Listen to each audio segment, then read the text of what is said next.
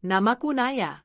Aku tumbuh besar bukan di rumah sendiri, tapi di rumah orang lain, rumah megah milik majikan ibuku.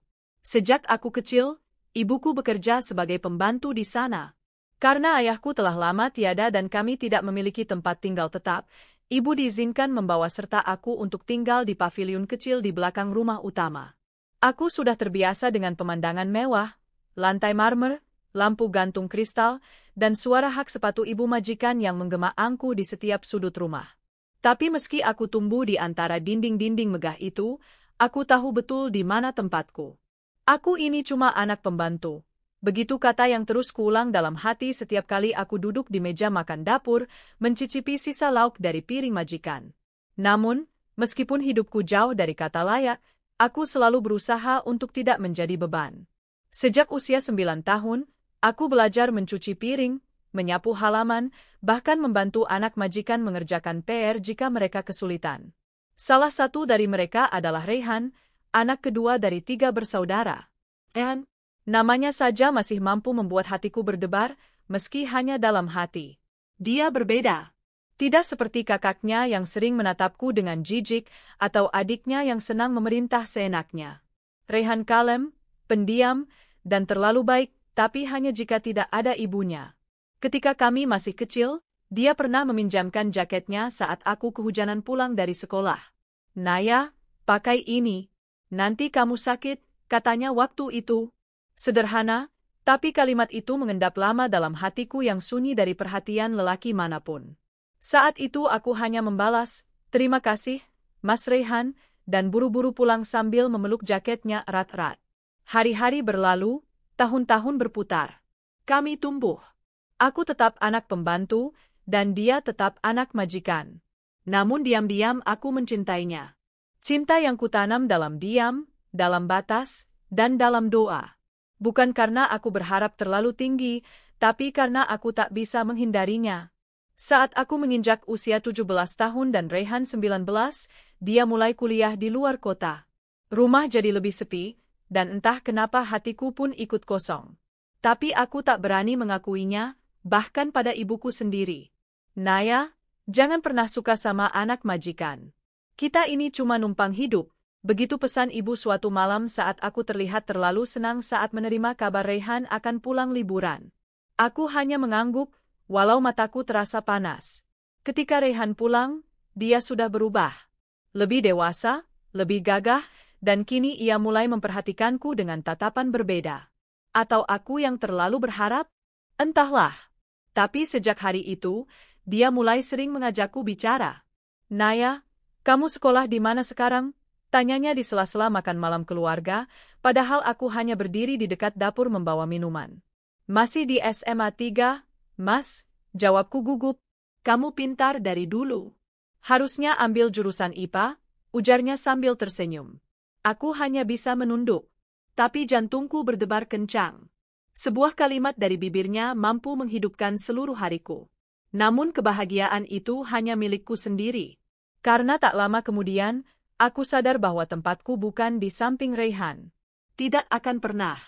Suatu sore, aku sedang menyapu taman ketika mendengar suara ibu majikan dan temannya berbicara. Anak pembantu itu makin besar makin genit. Kamu lihat cara dia pandang Rehan? Hati-hati, nanti anakmu jatuh cinta sama kelas bawah, ujar ibu majikan dengan nada jijik. Seketika, aku merasa darahku berhenti mengalir. Tak ada yang tahu aku berdiri di balik semak mawar saat itu. Tapi setiap kata ibu majikan menampar hatiku. Mereka melihatku hina, hanya karena ibuku pembantu. Tak peduli seberapa baik aku bersikap, mereka tetap menilai dari status. Malamnya aku menangis diam-diam di kamar. Aku benci pada diriku sendiri, karena berharap cinta dari langit yang tak bisa kugapai. Namun hidup terus berjalan. Aku tidak mungkin menghindar dari Rehan. Setiap ia pulang, kami tetap berpapasan. Anehnya, ia tetap bersikap hangat. Bahkan suatu malam, ia memintaku duduk bersamanya di taman belakang. Naya, kamu suka bunga? Tanyanya sambil menyerahkan sekuntum mawar putih. Aku menatapnya dengan bingung. Mawar ini untuk saya, Mas? Ia mengangguk pelan. Iya, karena kamu layak mendapatkannya. Itu malam pertama aku menangis bukan karena sedih, tapi karena bahagia yang terasa menyakitkan. Aku ingin menerimanya, ingin percaya bahwa cinta memang tak memandang status. Tapi dunia tak seindah itu. Beberapa hari setelah itu, aku mendapat kabar kalau Raihan akan dijodohkan dengan anak kolega bisnis ayahnya. Keluarga kaya, pintar, cantik, dan tentu saja bukan anak pembantu. Aku berusaha menjauh. Namun Raihan terus mendekat. Akhirnya aku tak tahan dan bertanya langsung padanya. Mas Raihan, kenapa Mas bersikap seperti ini pada saya? Jangan buat saya berharap, ucapku dengan suara gemetar. Raihan terlihat terkejut. Tapi kemudian ia berkata, karena aku memang suka kamu, Naya. Hatiku bergetar. Tapi belum sempat aku menjawab, terdengar suara tajam dari balik pintu taman. Apa? Kamu bilang kamu suka siapa, Raihan? Itu suara ibu Raihan. Ia datang bersama kakaknya yang juga memandangku dengan penuh jijik. Kamu suka anak pembantu ini? Astaga, Raihan. Kau bikin malu keluarga? Bentaknya. Aku berdiri mematung. Tak tahu harus berbuat apa. Mataku bertemu mata Raihan, berharap ia membelaku. Tapi yang kulihat hanyalah kebingungan. Ibu Raihan mendekatiku, menunjuk wajahku, dan berkata dengan suara penuh kebencian, "Kamu pikir kamu siapa? Hah? Cuma anak pembantu. Dasar tidak tahu diri. Berani-beraninya mengincar anakku." Aku menahan air mata. Tapi kata-kata itu seperti belati. Menusuk dan melukai harga diriku yang selama ini kubangun dari serpihan kecil. Aku menatap Raihan. Ia masih diam. Saat itulah aku tahu, sudah waktunya mundur. Aku tidak akan memohon. Tidak akan meminta cinta yang harus kubayar dengan rasa malu. Aku hanya menunduk dan berkata lirih, "Maaf, Bu. Saya tidak akan mengganggu keluarga ibu lagi." Malam itu, aku mengemasi barang-barangku. Ibu menangis, mencoba menahanku. Tapi aku sudah bulat. Kami pergi dari rumah itu. Tak tahu akan tinggal di mana, tapi satu hal yang kutahu, aku harus menjauh. Bukan karena aku kalah, tapi karena aku ingin membuktikan bahwa aku layak dicintai, bukan karena kasihan, tapi karena aku berharga. Sudah seminggu sejak aku dan ibu meninggalkan rumah majikan. Kami kini tinggal di sebuah kamar kontrakan kecil di pinggiran kota, di lingkungan yang jauh dari mewah. Tapi anehnya, aku merasa lebih damai. Tidak ada tatapan merendahkan, tidak ada suara lantang yang menghina statusku. Hanya aku, ibu, dan semangat untuk memulai hidup baru. Ibu mendapatkan pekerjaan sebagai buruh cuci di beberapa rumah tetangga sekitar, sementara aku memilih berhenti sekolah untuk sementara waktu. Bukan karena aku menyerah, tapi karena kami butuh waktu untuk menata ulang hidup. Sekolah bisa kutunda, tapi kelangsungan hidup tak bisa. Setiap pagi aku ikut ibu mencuci dan menyetrika. Kadang aku juga ikut membantu tetangga berdagang kue atau membersihkan halaman masjid demi uang tambahan. Tak sedikit yang menatapku iba, tapi aku menolak dikasihani. Aku ingin bangkit dengan caraku sendiri. Namun, luka di hati ini masih segar. Malam-malamku seringkali basah oleh air mata, mengenang ucapan Ibu Raihan yang menusuk hati. "Kamu pikir kamu siapa? Anak pembantu? Dasar tidak tahu diri." Aku bertanya-tanya, apa benar cinta itu hanya untuk mereka yang sederajat? Apa benar orang sepertiku tak layak bahagia? Tapi kemudian aku ingat lagi sorot mata Raihan waktu itu. Ia memang tidak membelaku, tapi juga tidak menghina. Ia terdiam. Mungkin karena terkejut, atau mungkin takut. Dan dari keheningan itu aku belajar bahwa tak semua cinta layak diperjuangkan jika tidak disertai keberanian untuk melawan dunia. Satu hari, saat sedang membantu tetangga menjual gorengan di pasar, aku bertemu dengan seorang wanita setengah baya bernama Bulisa. Ia pembeli tetap, ramah dan selalu bertanya padaku, "Kenapa kamu nggak sekolah, Nak?" Aku hanya menjawab singkat, "Saya sedang menabung dulu, Bu. Nanti kalau sudah cukup, saya ingin kuliah." Matanya berbinar. "Kuliah? Kamu mau kuliah jurusan apa?" Aku menjawab tanpa ragu. "Manajemen bisnis, Bu.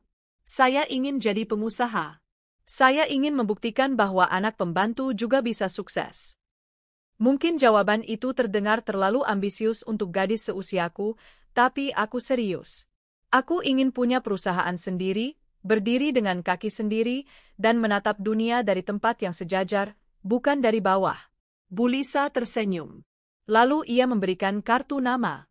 Datanglah ke toko saya. Saya punya usaha kecil-kecilan. Siapa tahu kamu bisa bantu. Sekalian belajar. Aku terkejut. Tapi tentu saja aku tidak menyia-nyiakan kesempatan itu. 2 hari kemudian, aku mendatangi tokonya, sebuah butik kecil yang menjual pakaian muslim dan aksesori. Dari situlah langkah baru hidupku dimulai. Aku belajar segalanya dari nol, mulai dari mencatat stok barang, menghitung keuangan harian, melayani pelanggan, sampai memotret produk dan mempromosikannya lewat media sosial.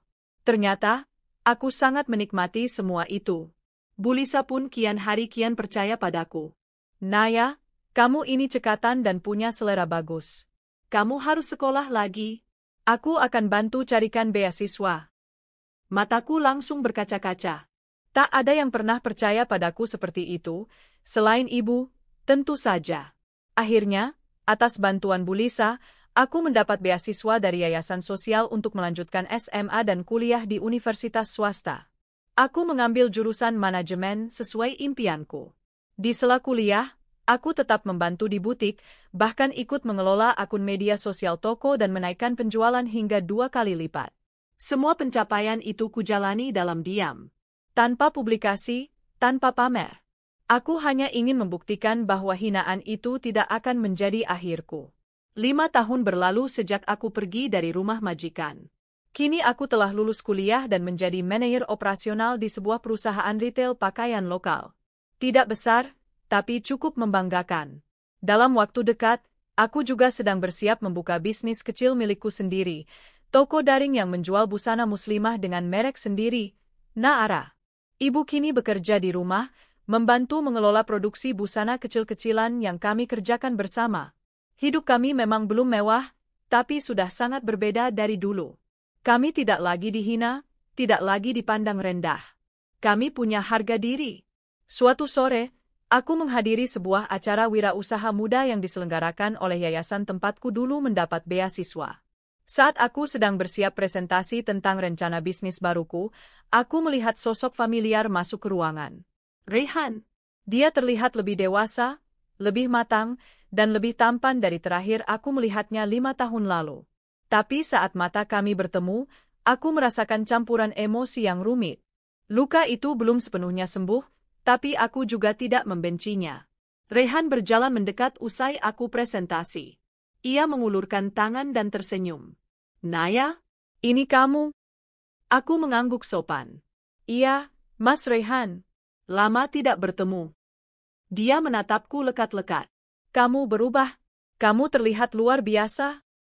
Aku hanya tersenyum. Waktu mengubah banyak hal. Dia tertawa kecil, sedikit kikuk. Aku nggak nyangka kamu bisa sejauh ini. Aku kaget sekaligus kagum. Aku membalas dengan senyum datar. Dalam hati aku bertanya-tanya, apa dia tahu betapa dalam luka yang ditinggalkannya? Kami duduk bersama di meja pojok, berbincang singkat tentang hidup masing-masing. Ternyata Rehan kini bekerja di perusahaan keluarganya, namun sedang mencari jalur bisnis baru yang lebih independen. Kalau kamu tertarik, mungkin kita bisa kerjasama, katanya. Aku mengangguk pelan. Bisa dipertimbangkan, Mas. Namun sebelum aku pergi, Rehan menghentikanku. Suaranya lebih pelan. Naya, aku ingin minta maaf. Aku menoleh, diam. Dulu, aku pengecut. Saat ibuku menghina kamu, aku hanya diam. Aku harusnya membelamu. Tapi aku takut. Takut melawan orang tuaku.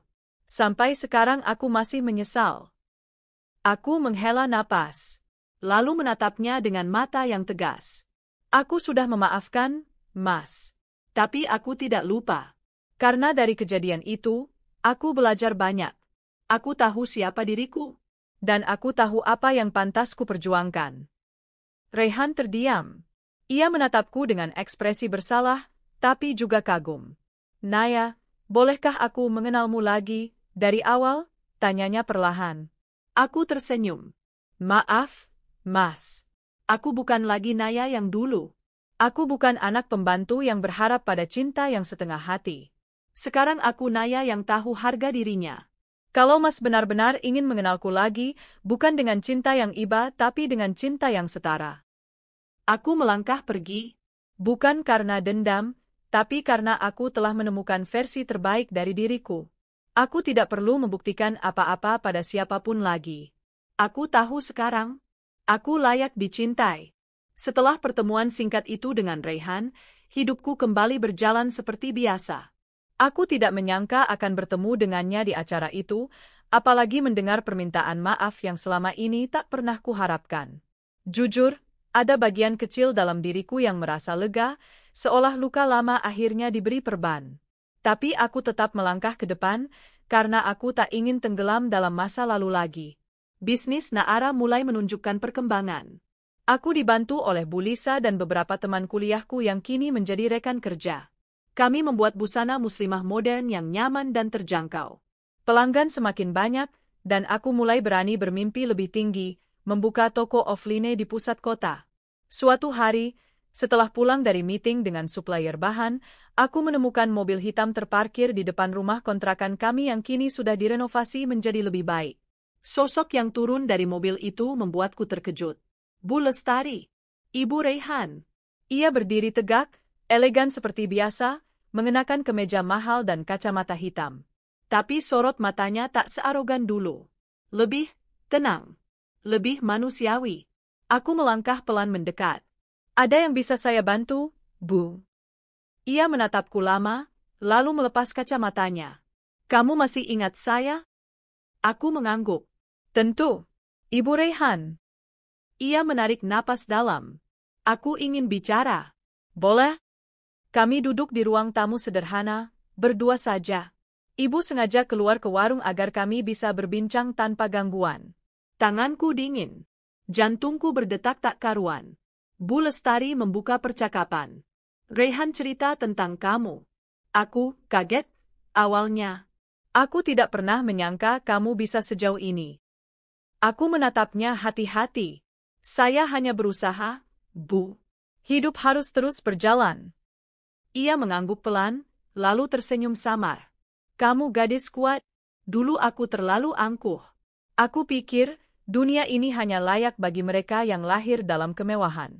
Tapi melihatmu sekarang, aku sadar, aku salah besar. Kata-kata itu membuat dadaku sesak. Aku tak pernah membayangkan akan mendengar pengakuan seperti ini dari seorang wanita yang dulu menghancurkan hatiku tanpa ampun. Raihan, dia masih menyimpan rasa itu, lanjutnya. Dia bilang dia masih mencintaimu. Aku tersentak. Saya sudah tidak berharap apa-apa, Bu. Dulu cinta saya dipatahkan dengan hinaan. Dan saya tidak ingin cinta itu kembali hanya karena saya sekarang terlihat layak. Bu Lestari menatapku lekat-lekat. Kamu tidak seperti dulu. Kamu lebih dewasa. Aku mengangguk. Karena luka membuat saya tumbuh. Saya belajar bahwa cinta sejati tidak memandang status, tapi juga tidak memohon untuk diterima. Cinta yang sehat butuh keberanian, bukan sekadar rasa. Ia diam sejenak. Lalu mengeluarkan amplop dari tasnya. Ini undangan. Raihan akan mengadakan peluncuran produk barunya minggu depan. Dia berharap kamu datang. Aku menerima undangan itu dengan ragu. Di dalamnya ada brosur acara peluncuran brand milik Raihan sendiri, sebuah lini pakaian pria bernama RH, dari inisial namanya. Lokasinya di sebuah ballroom hotel mewah di pusat kota. Aku menatap kertas itu lama. Mungkin saya akan datang. Tapi bukan untuk Raihan. Saya ingin melihat seperti apa dunia yang dulu menganggap saya tak pantas. Bu Lestari tersenyum, lalu berdiri. Apapun keputusanmu nanti, ketahuilah, aku minta maaf. Atas semuanya. Setelah ia pergi, aku duduk lama di sofa. Aku menggenggam undangan itu erat-erat. Jauh di lubuk hati, aku tahu perasaanku pada Raihan belum sepenuhnya mati. Tapi aku tidak ingin cinta itu kembali hanya karena aku sekarang sudah berhasil. Aku butuh kejujuran, bukan rasa bersalah. Hari peluncuran brand Raihan pun tiba. Aku mengenakan gaun panjang berwarna soft beige hasil desain timku sendiri. Sederhana, tapi elegan. Hijabku kulilit rapi. Aku ingin tampil sebagai diriku sendiri, bukan si anak pembantu, bukan pula mantan gadis yang ditolak, tapi sebagai Naya yang sekarang. Ballroom tempat acara berlangsung penuh dengan undangan dari kalangan bisnis dan fashion. Kamera, wartawan, influencer, semuanya hadir. Aku berjalan pelan memasuki ruangan. Beberapa orang menoleh menatapku. Aku mendengar bisik-bisik. Itu siapa, ya? Cantik sekali. Kayaknya desainer, deh. Gayanya keren banget. Aku hanya tersenyum kecil. Dulu aku pernah dipandang rendah. Kini aku dilihat dengan kagum. Tapi aku tak membiarkan itu naik ke kepala. Aku tetap menjejakkan kakiku di tanah. Acara dimulai. Rayhan tampil di panggung, menjelaskan konsep brandnya. Ia terlihat penuh percaya diri, tapi aku bisa menangkap pandangannya sesekali mengarah padaku. Setelah sesi presentasi selesai, para tamu dipersilakan networking dan menikmati hidangan. Aku berdiri di dekat pojok ruangan, mengambil segelas air putih, saat Rayhan mendekat. Naya? Aku menoleh. Selamat atas peluncuran brand MU. Ia tersenyum. Terima kasih sudah datang. Ada jeda hening. Lalu ia berbicara lagi, lebih pelan. Aku ingin bicara, Naya. Mungkin kamu nggak mau dengar, tapi aku harus jujur. Aku memandangnya. Silakan. Rayhan menarik napas. Sejak kamu pergi dari rumah, aku selalu merasa kehilangan. Tapi saat itu, aku terlalu pengecut. Aku biarkan ibuku menghina kamu, dan aku tidak berbuat apa-apa. Aku pikir, kalau aku diam, semuanya akan baik-baik saja. Tapi justru diam itulah yang membuatku kehilanganmu. Aku mengalihkan pandangan, mencoba menahan emosi yang datang tiba-tiba. Aku sadar, lanjut Rayhan, cinta itu bukan tentang kenyamanan. Tapi tentang keberanian untuk memperjuangkan. Kamu punya keberanian itu, Nay. Kamu berjuang untuk hidupmu, untuk impianmu. Dan aku hanya bersembunyi di balik nama keluarga. Mataku mulai berkaca-kaca. Tapi aku tetap diam. Aku nggak mau datang ke kamu sekarang hanya karena kamu sudah sukses, katanya lagi. Tapi karena aku sadar, cinta yang dulu itu tidak pernah hilang. Hanya terkubur oleh rasa takut. Sekarang, aku berani, Nay. Bukan karena kamu sudah pantas, tapi karena aku tahu aku ingin bersamamu, apapun statusmu. Aku menatapnya. Ada luka lama yang berdesir di dalam dada. Tapi juga ada kehangatan yang pelan-pelan mengalir. Aku ingin percaya. Tapi aku juga ingin melindungi hatiku. Aku tidak butuh belas kasihan, Rayhan. Dan aku tidak butuh pengakuan dari siapapun. Aku mencintai diriku sendiri sekarang. Itu yang paling penting. Rayhan mengangguk. Aku tahu. Dan justru itu yang membuatku ingin mengenalmu lagi. Sebagai teman, mungkin. Atau sesuatu yang lebih, kalau kamu izinkan. Aku menghela napas. Lalu tersenyum tipis. Berikan aku waktu. Jika nanti aku percaya bahwa kamu mencintaiku tanpa melihat latar belakangku, mungkin aku bisa membuka pintu itu lagi. Rayhan tersenyum lega. Itu sudah lebih dari cukup. Malam itu, aku pulang dengan hati yang ringan. Aku tidak tahu bagaimana akhirnya kisahku dengan Rayhan. Tapi satu hal yang pasti, aku tidak lagi menjadi gadis yang meminta cinta, tetapi perempuan yang tahu bahwa ia layak dicintai, tanpa harus berubah menjadi orang lain. Dan jika cinta itu kembali, aku ingin menerimanya dalam versi terbaik dari diriku. Setelah malam peluncuran brand Rayhan, pikiranku dipenuhi berbagai pertanyaan. Kata-katanya terus terngiang di telinga, tentang keberanian, tentang penyesalan, tentang cinta yang katanya tak pernah padam. Tapi aku tahu, bukan hal mudah untuk kembali membuka hati yang pernah disakiti. Aku tidak langsung membalas pesannya, meski hampir setiap malam ia mengirimkan kata-kata manis. Tidak seperti dulu, Rayhan kini terlihat sabar, tidak memaksa. Tapi justru itu yang membuatku bingung. Apakah ini benar cinta? Atau sekadar rasa bersalah? Hingga suatu pagi, aku mendapat pesan dari nomornya. Naya, aku ingin menunjukkan sesuatu.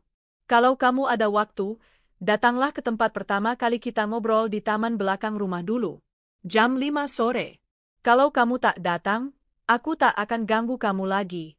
Tapi kalau kamu datang, aku janji tidak akan sia-siakan kesempatan itu. Jantungku berdegup. Tempat itu dulu adalah taman tempat kami sering duduk diam, berbicara tentang masa depan, tentang impian, tentang dunia yang kami harap bisa kami hadapi bersama. Aku masih mengingat aroma bunga Kamboja yang tumbuh di dekat bangku kayu itu. Aku menimbang-nimbang sepanjang hari. Aku tidak ingin terlihat lemah, tapi aku juga tahu bahwa hidup kadang memberi kesempatan kedua. Pertanyaannya, apakah aku berani? Jam menunjukkan pukul 4.30 sore saat aku berdiri di depan cermin, mengenakan gamis putih dan hijab biru langit. Aku memantapkan hati, lalu keluar rumah. Taman itu hanya 15 menit dari tempatku tinggal sekarang. Saat aku sampai, taman itu terlihat sepi, hanya ada satu orang yang duduk di bangku tua itu. Rayhan. Ia mengenakan kemeja putih dan celana abu-abu. Wajahnya tenang, tapi matanya menyiratkan harapan. Ia berdiri saat melihatku. Kamu datang. Aku mengangguk pelan. Aku ingin dengar apa yang ingin kamu tunjukkan. Ia mengeluarkan sebuah kotak kecil dari tasnya. Bukan cincin, pikirku cepat-cepat. Tapi saat kubuka, aku justru menemukan kunci kecil berbentuk hati. Apa ini? Rayhan tersenyum. Kunci toko baru. Aku membeli 1 unit toko kecil di dekat butik kamu. Aku ingin membangun bisnis yang tidak hanya berdasarkan nama keluarga, tapi juga hasil kerja keras sendiri. Aku ingin kamu melihat aku berjuang, seperti kamu dulu. Aku tercengang. Kamu serius? Ya. Aku sadar, kalau aku ingin bersamamu, aku harus berdiri sejajar. Bukan sebagai anak majikan yang datang menyelamatkan, tapi sebagai laki-laki yang mampu memahami luka dan impianmu. Aku menatap kunci itu lama. Lalu berkata pelan, aku tidak butuh kamu membuktikan segalanya dengan uang atau properti, Rayhan. Aku tahu. Tapi ini bukan tentang uang. Ini tentang keberanian membangun sesuatu dari nol. Sama seperti kamu dulu. Aku ingin belajar darimu. Aku menghela napas. Dalam hati, aku mulai percaya bahwa mungkin Rayhan memang berubah. Tapi sekali lagi, aku tetap butuh waktu. Hari-hari berlalu. Kami mulai kembali berteman. Sesekali makan siang bersama. Sesekali bertukar ide tentang desain. Ternyata, Rayhan memiliki minat kuat dalam ilustrasi dan marketing. Ia mulai aktif membantu toko barunya sendiri, belajar dari kesalahan, mendengarkan kritik dari para pelanggan pertamanya. Aku memperhatikan perubahan itu. Pelan-pelan, ia menjadi pria yang berbeda.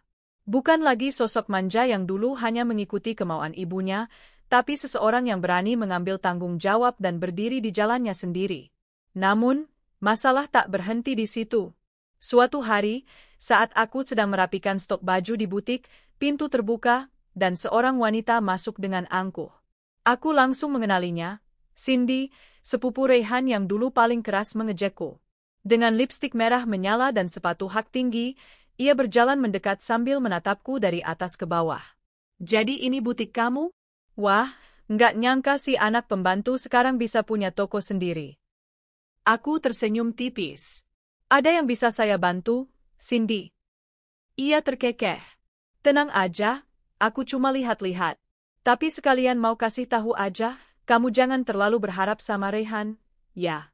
Keluarga kami tetap tidak akan pernah setuju. Aku terdiam, tapi tetap tenang. Yang berhak menentukan hidup Rayhan adalah dirinya sendiri.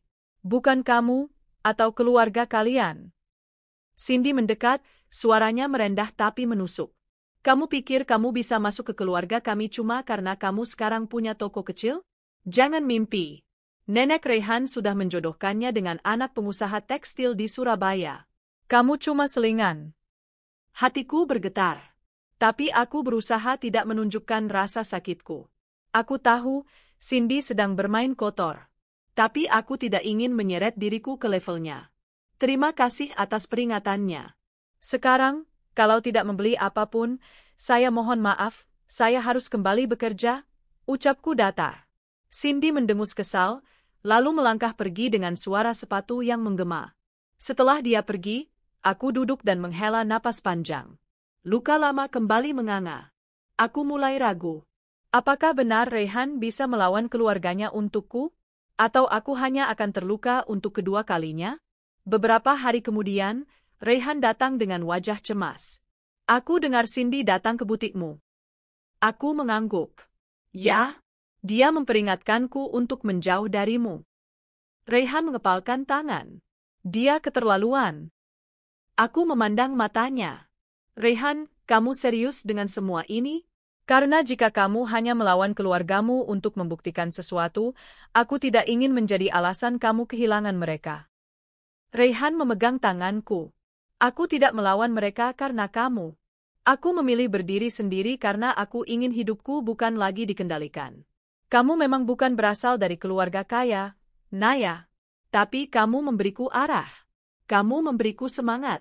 Aku ingin bersamamu bukan karena rasa kasihan, tapi karena aku jatuh cinta pada caramu menghadapi hidup. Air mataku menetes. Aku menunduk, menyembunyikan wajahku yang mulai basah. Aku takut, Rehan. Aku takut semua ini hanya akan berakhir seperti dulu. Ditinggalkan, dihina, dipatahkan. Rehan mengangkat daguku. Kalau kamu mau percaya satu hal saja, percayalah bahwa aku tidak akan pergi. Tidak lagi. Malam itu, aku kembali ke kamar dan membuka album lama. Foto ibu sedang menyetrika di dapur rumah majikan, foto kecilku membantu menyapu halaman. Semua kenangan itu pernah membuatku merasa kecil, tidak layak. Tapi sekarang aku melihatnya dengan cara berbeda. Aku adalah anak dari ibu yang luar biasa kuat, yang tidak pernah malu menjadi pembantu demi menyekolahkan anaknya. Aku bukan anak rendahan. Aku adalah hasil dari kerja keras dan cinta yang tidak pernah kenal gengsi. Dan aku layak bahagia. Jika cinta itu datang kembali dalam bentuk yang lebih dewasa, lebih kuat, dan lebih tulus, maka mungkin aku layak mencobanya lagi. Hari-hari berlalu dengan banyak perasaan yang bercampur. Cinta, ragu, ketakutan, dan juga keberanian. Aku dan Rehan makin dekat. Dia sering membantuku di butik, terkadang membawakan makan siang, bahkan ikut menata rak baju ketika stok baru datang. Pelanggan-pelangganku mulai mengenalnya. Mereka suka caranya bersikap sopan dan rendah hati. Tapi di balik semua kebahagiaan kecil itu, bayangan keluarganya terus membayang. Apalagi setelah kunjungan Cindy tempo hari. Setiap kali aku merasa mulai bahagia, suara-suara masa lalu itu kembali menggema di kepalaku. Anak pembantu, tidak selevel, memalukan. Sampai suatu hari, Rehan mengajakku bertemu di sebuah kafe tenang di pusat kota. Wajahnya terlihat lebih serius dari biasanya. Ada apa, Rehan? Tanyaku setelah memesan teh hangat. Dia menarik napas panjang. Aku baru saja pulang dari rumah nenek. Kami bertengkar? Aku tertegun. Karena aku? Ya. Cindy dan ibuku melaporkan semua tentangmu pada nenek. Mereka bilang kamu hanya perempuan mata duitan yang pura-pura baik. Mereka bilang kamu manipulatif, memanfaatkan rasa bersalahku di masa lalu. Aku menggigit bibir, mencoba menahan perih di dada. Aku bilang semuanya tidak benar. Aku bilang, aku mencintaimu karena siapa dirimu, bukan karena siapa keluargamu atau apa statusmu. Aku mengalihkan pandangan. Lalu apa kata nenekmu? Dia murka. Dia bilang kalau aku tetap memilihmu, dia akan mencoret namaku dari surat warisan, termasuk aset bisnis keluarga yang katanya kelak akan diwariskan padaku. Aku terdiam. Lalu, apa keputusanmu? Rehan menatapku lekat. Aku tidak butuh warisan. Aku bisa bangun semuanya dari awal, Naya. Tapi aku butuh kamu. Jantungku mencelos. Kalimat itu seharusnya membuatku bahagia. Tapi aku juga sadar, cinta tidak hanya soal dua hati. Di baliknya, ada banyak konsekuensi yang mungkin tak semua orang mampu menanggungnya. Beberapa hari setelah itu, aku menerima tamu tak terduga di butikku. Seorang wanita parubaya datang dengan mobil mewah. Ia turun dengan angkuh, langkahnya pasti, aroma parfumnya tajam dan mahal. Aku tahu siapa dia bahkan sebelum dia menyebutkan namanya. Ibu Rehan. Naya, bukan, katanya sambil melirik ke sekeliling butik. Aku berdiri tegak. Benar, Bu. Selamat datang. Dia menatapku lama, lalu berkata, butik kecil yang manis. Tapi kamu pasti tahu, ini tidak akan pernah sebanding dengan kehidupan keluarga Raihan. Aku mengangguk sopan. Saya tidak pernah mencoba menyamakan, Bu. Saya hanya menjalani hidup saya. Raihan keras kepala. Dia tidak pernah melawan saya sejak kecil, tapi sejak bertemu kamu, dia berubah. Dia berani membantah, bahkan rela kehilangan semua demi kamu. Kamu bangga? Aku menelan ludah.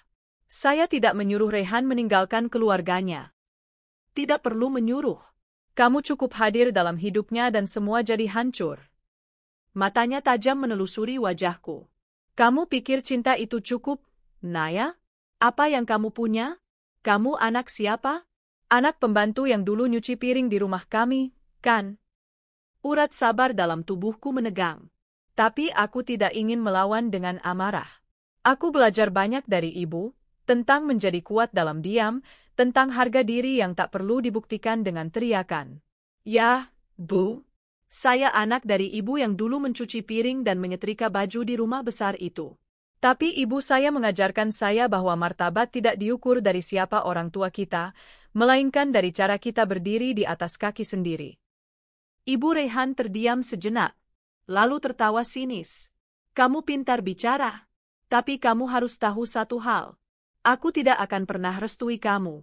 Bahkan kalau Raihan tetap nekat, aku akan pastikan tidak ada satupun keluarga kami yang mengakui kalian. Saya tidak membutuhkan pengakuan, Bu. Saya hanya ingin hidup tenang dan bahagia.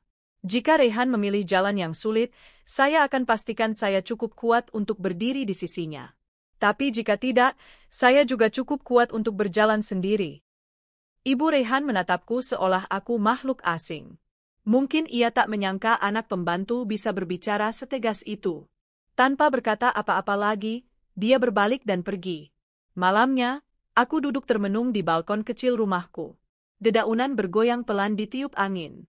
Lampu jalan menyala samar. Aku memikirkan semua yang terjadi. Raihan, keluarganya. Aku tahu Raihan mencintaiku.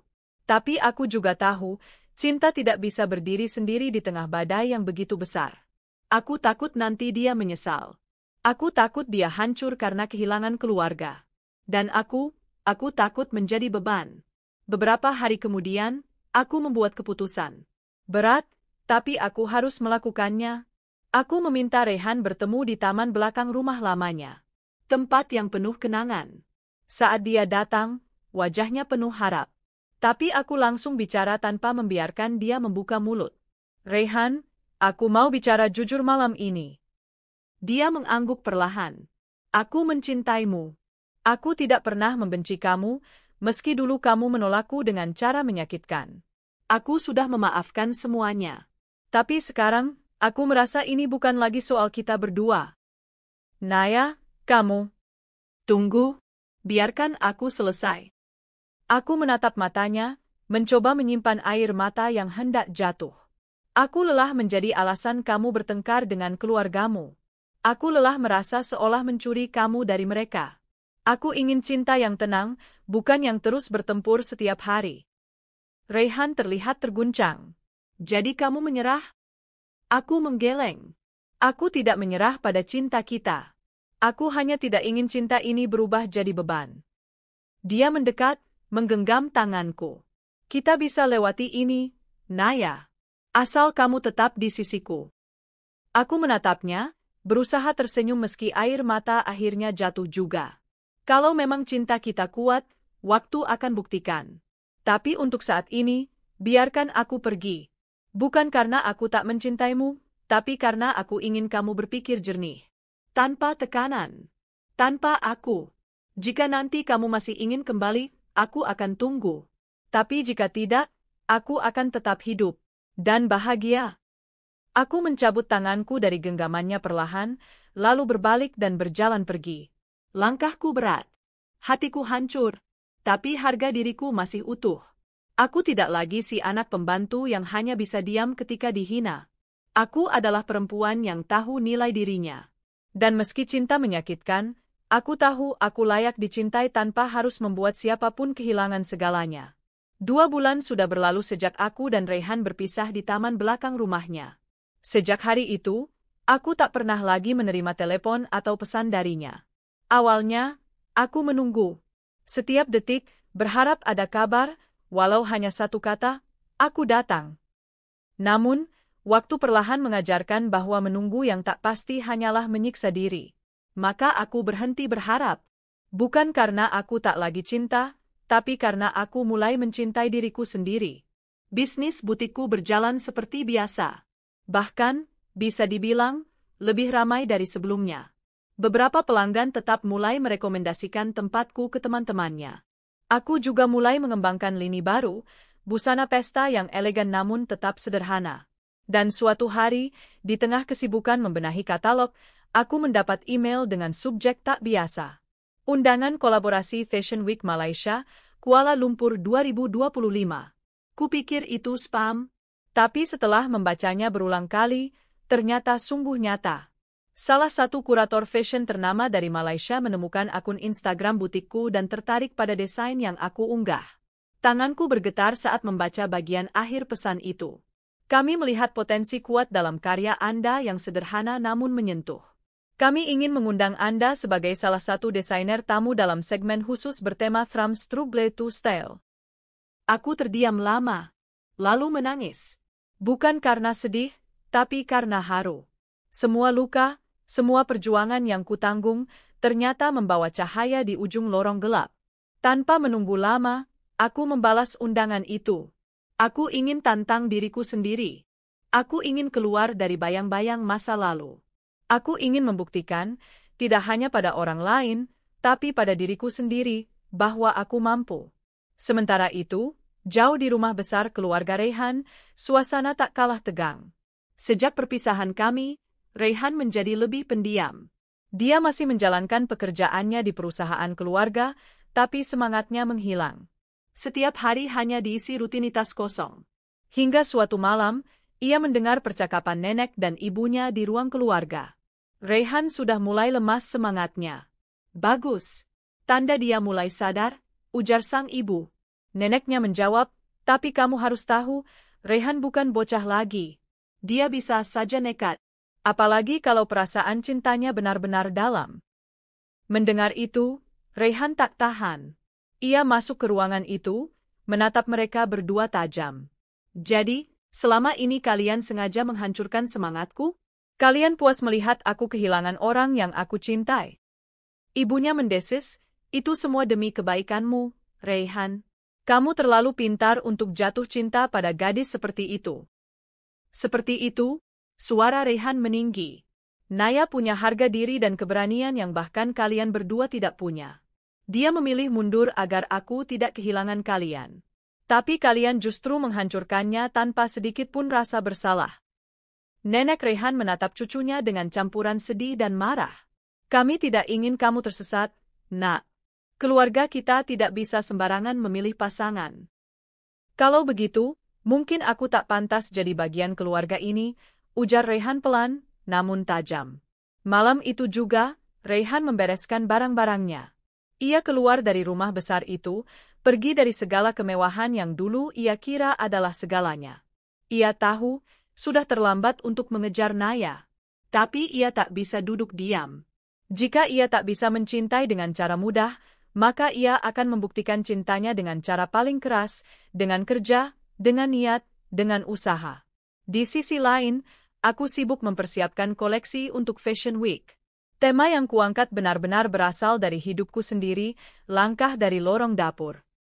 Aku mendesain gaun-gaun yang terinspirasi dari kesederhanaan seragam ibuku sebagai pembantu, kain polos, apron, dan warna-warna netral. Tapi aku padukan dengan potongan modern, bordir tangan, dan detail manik yang halus. Simbol bahwa dari latar paling sederhana pun bisa lahir keindahan yang anggun. Hari keberangkatan pun tiba. Aku membawa koper besar berisi semua karya. Di bandara, aku merasa seperti anak kecil yang baru pertama kali keluar kota. Tapi kali ini, aku tidak takut. Sesampainya di Kuala Lumpur, aku disambut panitia dengan ramah. Aku dibawa ke hotel yang disediakan dan dijadwalkan fitting bersama model 2 hari sebelum acara. Aku berjalan sendiri, tanpa siapapun menemaniku. Tapi entah kenapa, aku tidak merasa sendiri. Di hari H, segalanya berjalan lancar. Gaun-gaunku dikenakan para model dengan anggun di atas runway. Sorak penonton membuat dadaku berdebar. Ketika aku dipanggil ke atas panggung untuk memberi salam, aku melangkah dengan kepala tegak. Di belakang panggung, salah satu jurnalis lokal menghampiriku. Kisah hidupmu sangat menyentuh. Kami dengar kamu dulunya berasal dari keluarga sederhana. Aku tersenyum. Saya anak dari seorang ibu pembantu rumah tangga. Tapi ibu saya mengajari saya bagaimana cara berdiri meski tanah di bawah kaki kami sering berguncang. Jurnalis itu mencatat cepat. Lalu berkata, apakah kamu sudah menikah? Pertanyaan itu menusuk tiba-tiba. Aku menjawab pelan, belum. Tapi saya pernah mencintai seseorang dengan sangat dalam. Ia mengangguk, lalu pamit dengan senyum. Meninggalkanku dengan hati yang masih sedikit perih. Seminggu setelah pulang dari Kuala Lumpur, butikku semakin ramai. Banyak media lokal mulai meliput kisahku. Wawancara, undangan talk show, hingga ajakan untuk mengisi seminar pun berdatangan.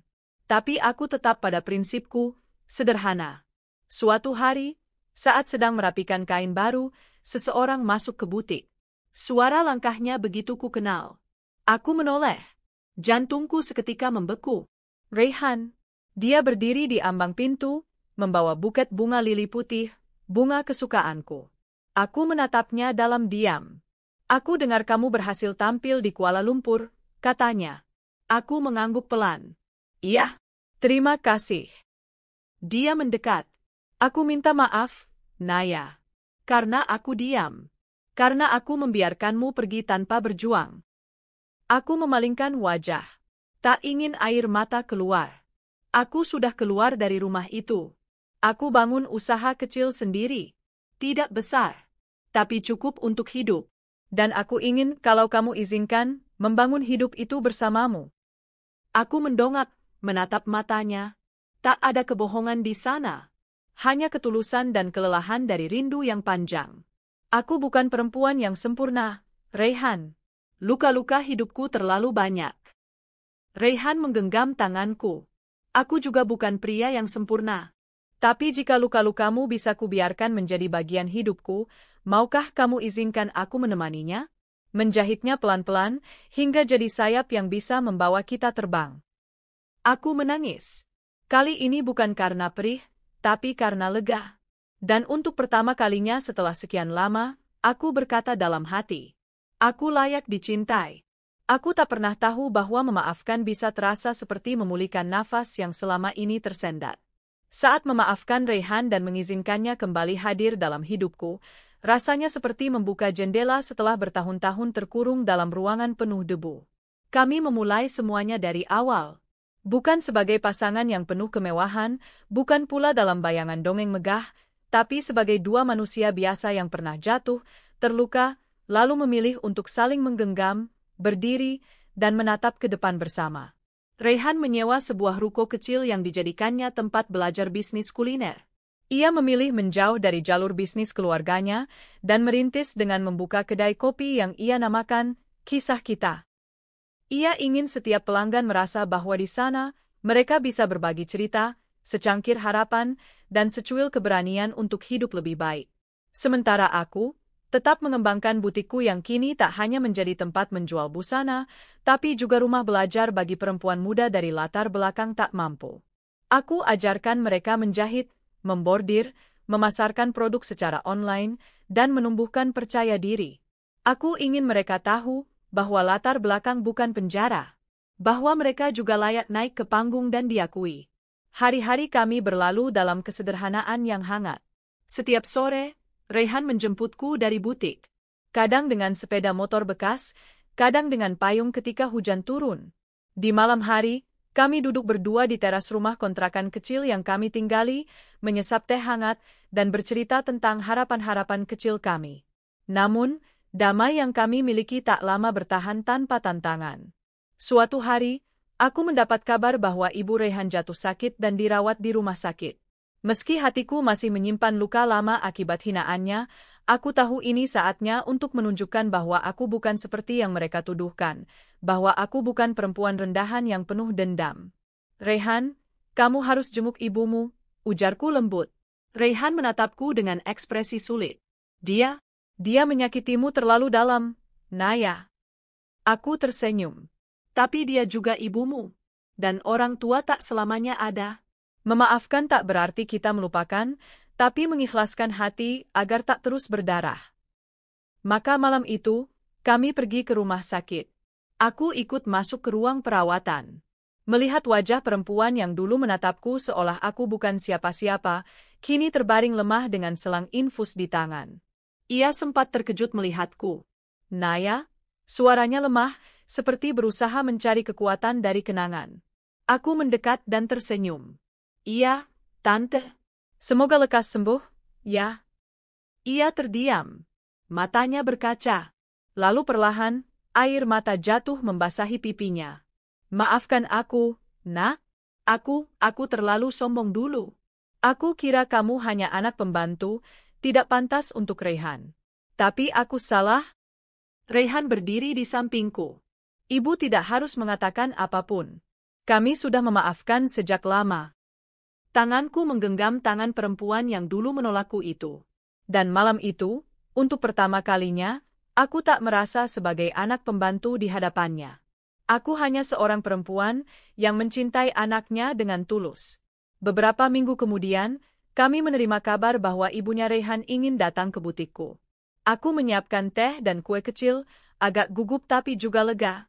Ia datang mengenakan baju sederhana, tanpa perhiasan mencolok seperti biasanya. Naya, katanya sambil duduk di sofa kecil butik, aku tidak tahu dari mana harus mulai. Tapi aku ingin mengucapkan terima kasih. Kamu telah menyentuh hidup Raihan dengan cara yang tak pernah bisa aku lakukan. Aku tersenyum kecil. Saya hanya ingin melihat Raihan bahagia. Sama seperti semua ibu ingin melihat anaknya bahagia. Ia menarik napas panjang. Dan sekarang aku tahu, kamu adalah kebahagiaan itu. Percakapan kami berlangsung dalam suasana hangat. Tak ada dendam, hanya dua perempuan dari generasi berbeda yang akhirnya mengerti bahwa cinta tak mengenal kasta. Bahwa kadang, cinta justru tumbuh dari tempat yang tak terduga, lalu mekar dengan ketulusan. Beberapa hari kemudian, nenek Raihan pun datang. Masih dengan sikap keras kepala dan tatapan tajam. Tapi kali ini, ia hanya berkata, "Kalian sudah cukup membuktikan. Aku tak perlu restu kalau sudah lihat hasilnya sendiri." Dan dengan nada seketika melembut, ia menambahkan, "Kalau kalian jadi menikah, aku tidak akan menolak undangan." Aku hampir tak percaya mendengarnya. Tapi saat Raihan memelukku erat setelah neneknya pulang, aku tahu, perjuangan kami mulai dipetik hasilnya. Pesta pernikahan kami digelar sederhana. Di halaman belakang sebuah rumah adat yang disewa, penuh bunga putih dan dedaunan hijau. Tak ada karpet merah atau tamu-tamu bergaun mewah. Yang ada hanya orang-orang terdekat, sahabat-sahabat kecil dari panti asuhan tempat aku dulu dibesarkan, para mantan pekerja rumah tangga yang pernah bekerja bersamaku dan ibuku, dan rekan-rekan Raihan yang dulu sempat mencibir, kini memberi ucapan selamat dengan sungguh-sungguh. Saat aku melangkah menuju altar kecil, mengenakan gaun buatan sendiri dengan bordiran tangan ibuku di bagian lengan, aku merasakan sesuatu yang tak bisa dijelaskan, rasa damai yang melimpah. Ibuku duduk di barisan depan, mengenakan kebaya merah muda yang kubuat khusus untuknya. Tangannya terus meremas sapu tangan, menahan tangis haru. Di matanya, aku melihat kebanggaan, cinta, dan rasa syukur tak terhingga. Raihan menatapku dari ujung altar, matanya tak lepas dariku. Ketika kami bersumpah setia di hadapan Tuhan, di antara kesederhanaan alam dan doa-doa yang tulus, aku tahu, aku tidak lagi hanya anak pembantu. Aku adalah perempuan yang layak dicintai, layak dihormati, dan layak bahagia.